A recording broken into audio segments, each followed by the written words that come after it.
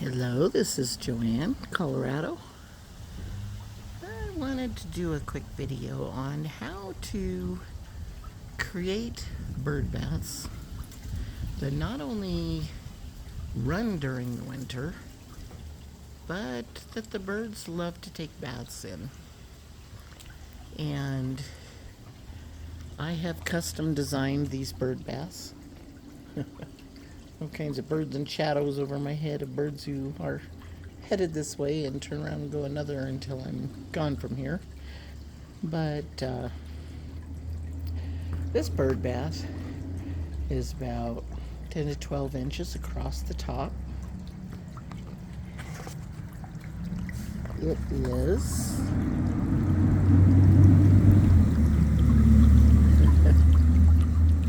half an inch deep. Now it is close to freezing out here. I have a little heater that needs a bath, but a little heater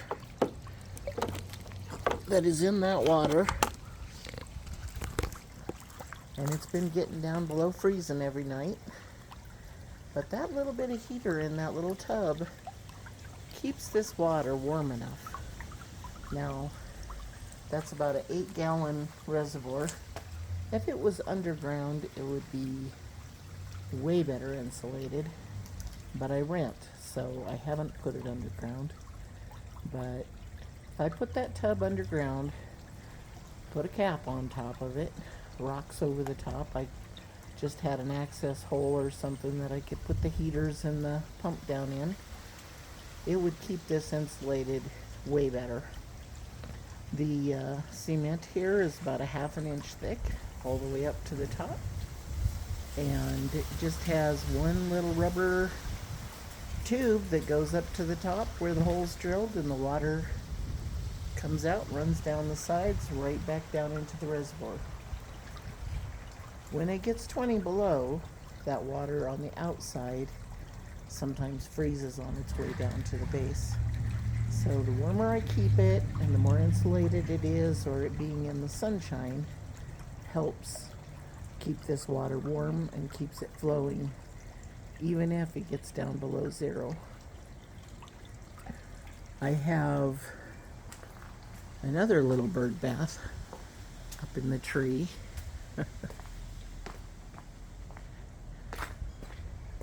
And the birds love this. But I don't have a heater in this one.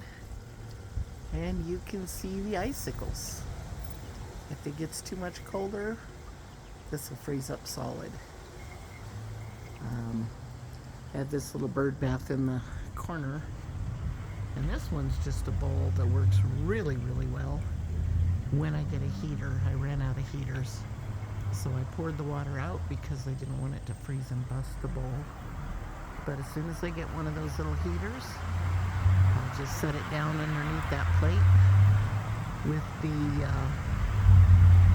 pump and fill it back up, plug it in, and that'll run all winter, and it'll stay warm really well. I'll probably put some pine boughs and stuff around the pot too, stick them down into that dirt like I did in these flower pots. Something else I do,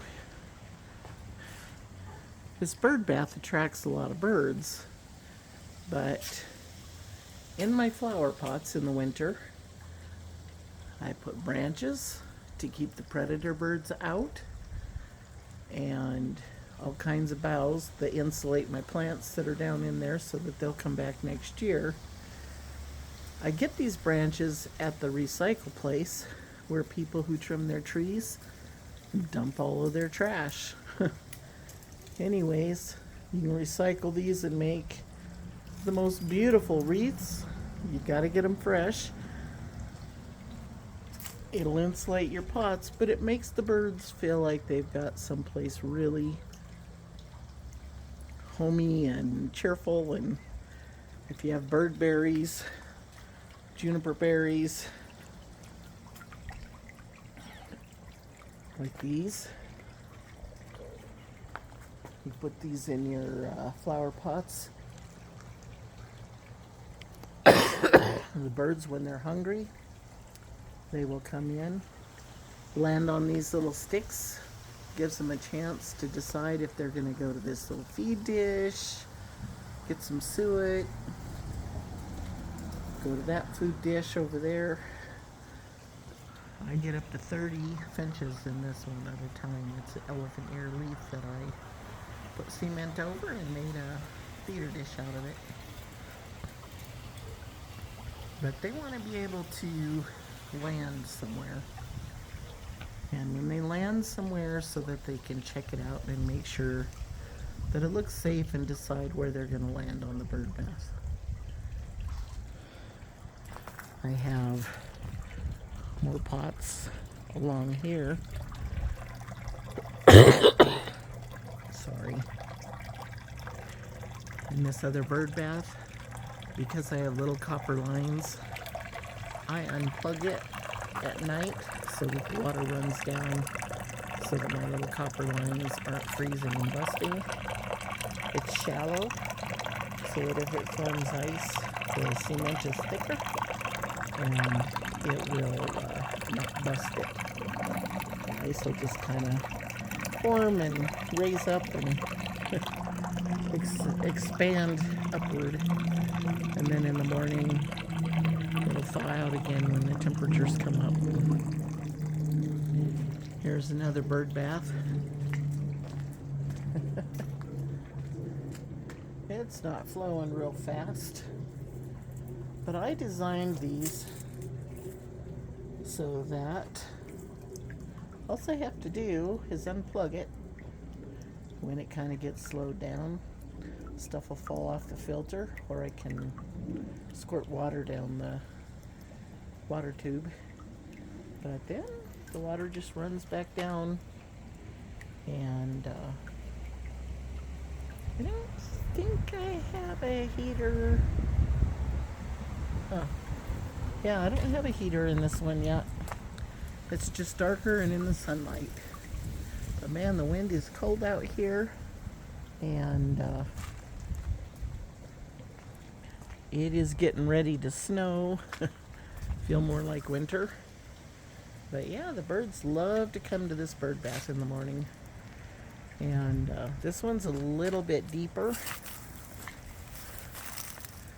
Oops, I gotta step on the rocks so that I don't hurt myself. This one here is about 3/4 of an inch. And so a little bit bigger birds can get into it, or when they want to just jump down in the water and make sure it's deeper so they get a quicker bird bath. I hear the finches, their little squeak. It says, hey, I want to get in the water or eat, and you're in my way. So I am going to call it quits on this video, but I wanted to share a few of my little secrets with you so that when you set up a bird bath, you can have water that runs for the birds all winter long, and even in a snowstorm, 20 below zero, the water will be running and the birds will be there at daylight. So you want to make sure that they have water, because they need a drink too, even when it's froze. When everything else is froze, believe me, your bird bath will be a hit. So have a great day, and I will be back soon with more videos.